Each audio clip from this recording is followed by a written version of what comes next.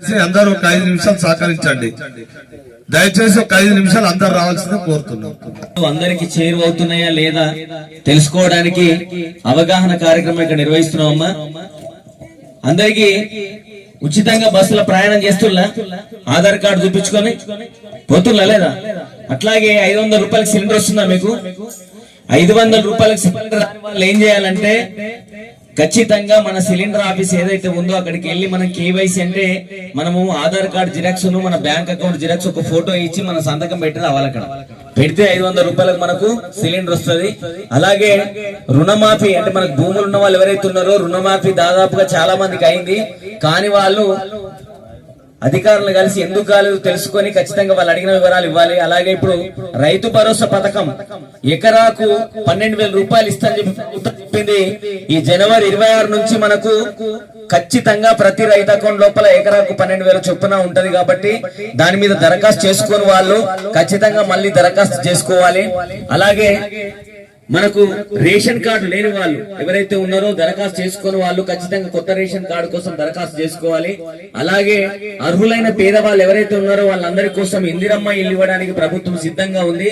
మొన్నటిదాకా సర్వే నిర్వహించింది. ఇంకా ఎవరైతే అర్హులైన వాళ్ళు పేదవాళ్ళు ఉన్నారో వాళ్ళు ఖచ్చితంగా మనం ప్రభుత్వం చెప్పిన ఆధారాలు ఏవైతే ఉన్నాయో మనకు ఎక్కడైతే భూమి ఉందో ఆ భూమి చూపించి ఖచ్చితంగా వివరాలు తెలిపి మన ఇంట్లో కొత్తగా పెళ్ళైన జంట ఉన్నా గానీ వాళ్ళకు కూడా ఖచ్చితంగా ఇందిరమ్మ ఇల్లు అర్హులైతే వాళ్ళకి ఖచ్చితంగా వస్తుంది. కాబట్టి మనం ఖచ్చితంగా దరఖాస్తు ఇవ్వాలి. దరఖాస్తు ఇచ్చి ఇందిరమ్మ ఇళ్ల గురించి దరఖాస్తు చేసుకుని ఈ 26 తారీఖు నుంచి వస్తుంది. కాబట్టి ఖచ్చితంగా ప్రతి ఒక్కరు అర్హులైన వాళ్ళు దరఖాస్తు చేసుకోండి. అలాగే ప్రభుత్వం నుంచి వచ్చే ప్రతి పథకం ఏదైతే ఉందో దానికి మనం అర్హత ఉంటే ఖచ్చితంగా దానికి దరఖాస్తు చేసుకోవాలి. ఆ పథకం ప్రభుత్వం నుంచి వచ్చే పథకాన్ని మనం తీసుకోవాలని చెప్పి సందర్భంగా తెలియజేస్తున్నాం. అలాగే మహిళా సంఘాలలో ఉన్న వాళ్లకు వడ్డీ లేని రుణాలు దాదాపుగా 1,00,000 రూపాయలు ఇస్తుంది వడ్డీ లేని రుణం. ఆ రుణం తీసుకొని కూడా మనం గొప్పగా బతకడానికి వీలుంటది. కాబట్టి ఎవరైతే ఉన్నారో వాళ్ళందరూ ఖచ్చితంగా అర్హులైన వాళ్ళు అంటే మహిళలు ఎవరైతే ఉన్నారో మహిళా సంఘాల వాళ్ళు ఖచ్చితంగా వడ్డీ లేని రుణాలు తీసుకొని మీరు ఏదైనా కొత్తగా ఏదైనా షాప్ కానీ ఏదైనా అవసరానికి ఉపయోగించుకొని మళ్ళీ వడ్డీ లేని రుణం మన ప్రభుత్వానికి కట్టాల్సిన అవసరం ఉంది. కాబట్టి ప్రతి ఒక్కరి విషయాలన్నీ గమనించున్నమ్మా. ఇవన్నీ ప్రభుత్వం నుంచి వచ్చే పథకాలు మీకు వస్తున్నాయా లేదా, చేరువైతున్నాయా లేదా, ఎవరైతే అర్హులు ఉన్నారో వాళ్ళందరూ ఖచ్చితంగా దరఖాస్తు చేసుకోవాలనే ఉద్దేశంతో కార్యక్రమం నిర్వహిస్తున్నాం. కాబట్టి ఇది మీ అందరి కార్యక్రమం. మీకు ఏదైనా అనుమానం ఉన్నా గానీ మాకు చెప్తే మేము అధికారులకు చెప్తామమ్మా. కాబట్టి కార్యక్రమం లోపల అందరూ పాలు పంచుకోవాలి. ఈ కార్యక్రమాన్ని ఉద్దేశించి మిత్రుడు మంచి ప్రవీణ్ ఒక మంచి పాట విందాం.